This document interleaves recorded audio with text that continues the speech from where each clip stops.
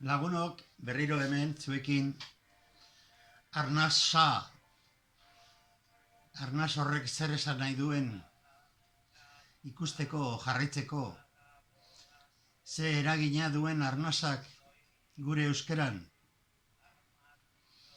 Onartzen badugu teoria hori, arnasaren teoria, eta arnasak nola itxasten dan gure hizkuntzan, gauza poli bat zuertatzen da. Eta esaten badugu, eta onartzen badugu, arnasaren zarata, arnasaren hotza, itxasita dagoela hitzei edo izenei, hemen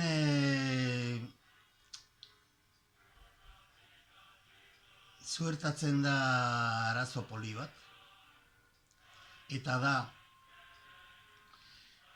entzuten duenak, hitzak entzuten duenak, eta izenak entzuten duenak, zer egiten du idatzi nahi badu? Arnasaren hotza nola idazten da? Eta hitz egiten dunak ez badaki o ez bada enteratzen, arnasaren hotza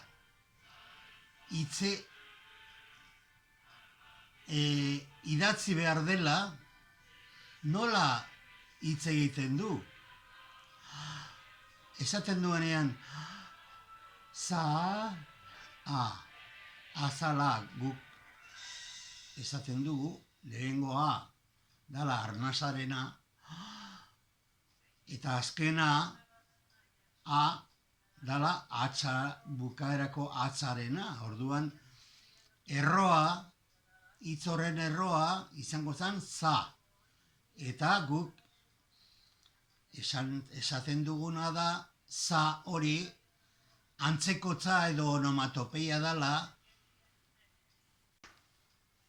eskua azal gainean pasatzen dan egiten duen zarata, imurtzi itzerakoan azal gainean za hori entzuten dala, eta za dela hitzerroa, azalen hitzerroa, azala izenaren hitzerroa dala za. Eta beste bi a eta la azkena, direla arnasaren arrastoak edo arnasaren zaraten gelditzen dan, zarata, aztarna, aspalditik. Edo, eskua, guk esaten duguna da, hori dala arnasa, ku dala eskuaren erroa edo onomatopeia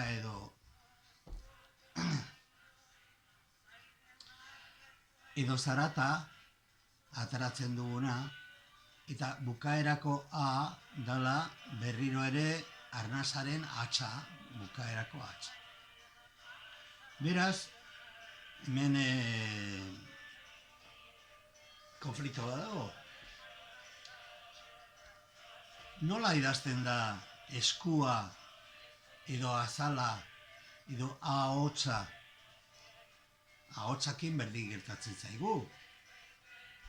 Ahotsa da izena, baina badakigu nundi datorren o hori erro hori, ahotsaren o hori erroa nundi datorren.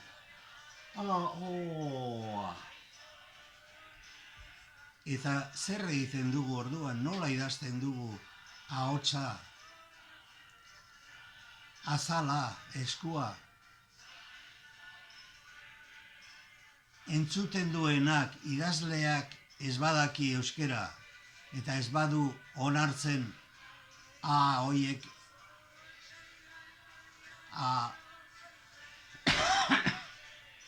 ez direla nahitaz esandakoak, baizik eta arnasaren hartze horren zarata direla.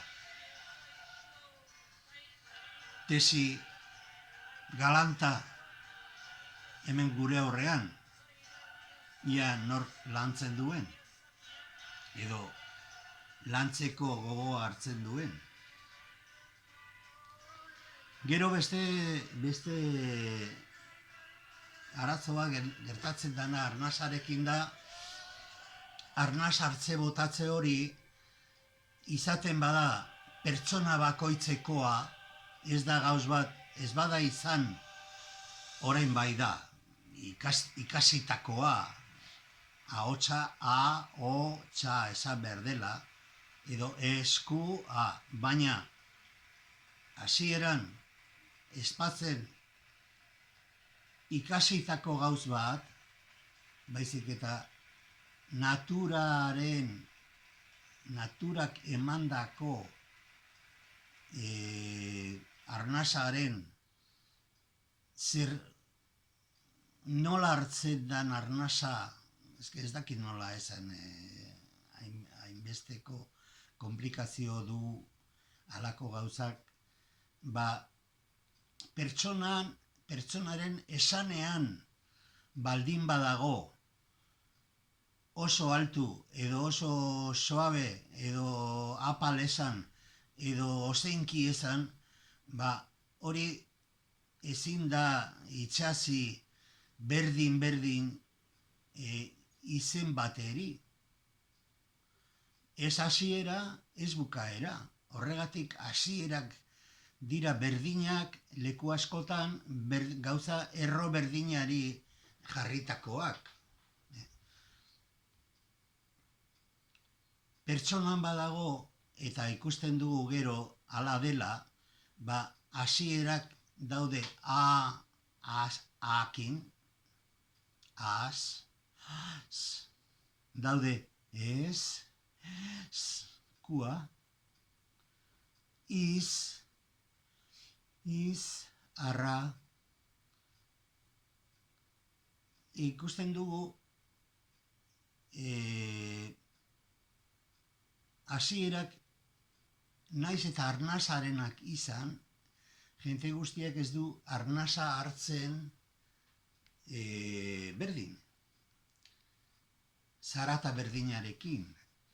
Beraz, hasiera asko egon liteke arnasarenak ez bakarrik. Beste arazo bat gertatzen dana, arnas hartzea eta botatzearekin dira bukaerak.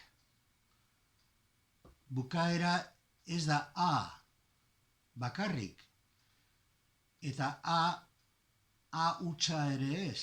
Niretzat bukaerak asko daude, arnas hartze hori etzen a bukatzen teke terekin, hart, horregatik daukago hainbeste hartu, harta, arte, bukaerak, eta baita tezetakin, hartz, daude, eta baita hotsarekin, hotsa da bukaera bat, ahotsa,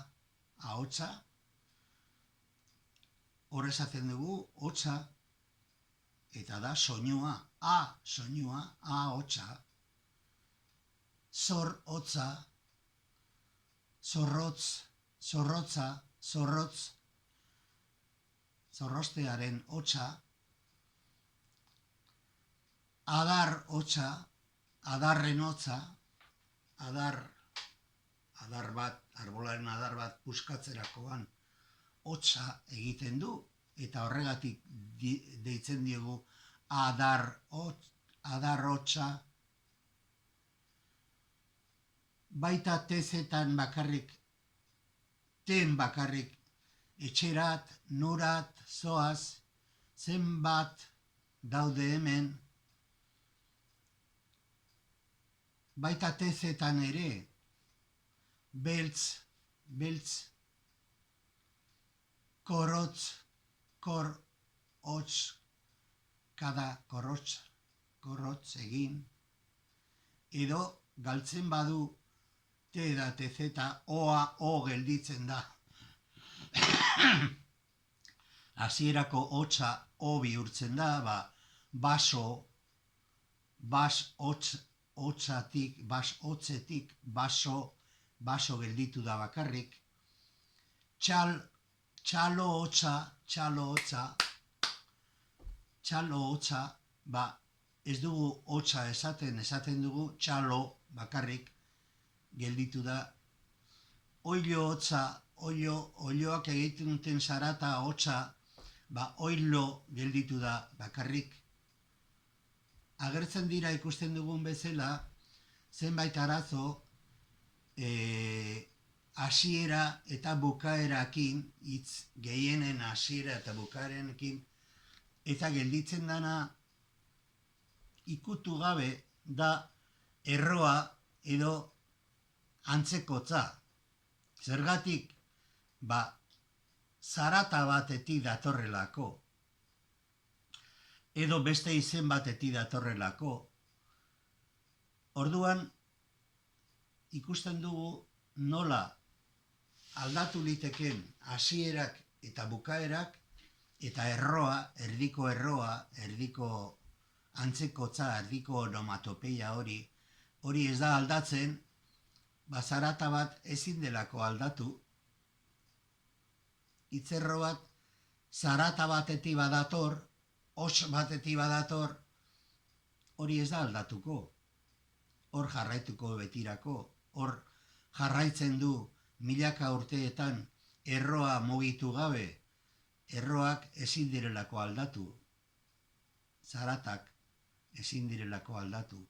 Naiz eta migrazio bat egon, erroak jarraituko dute arbolak betik arbolak izango direlako, eta betik eskua izango dalako, gure kuarekin, burua beti burua izango dalako.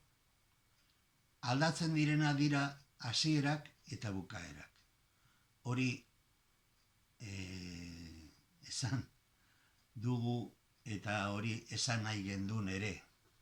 Eskerrik asko.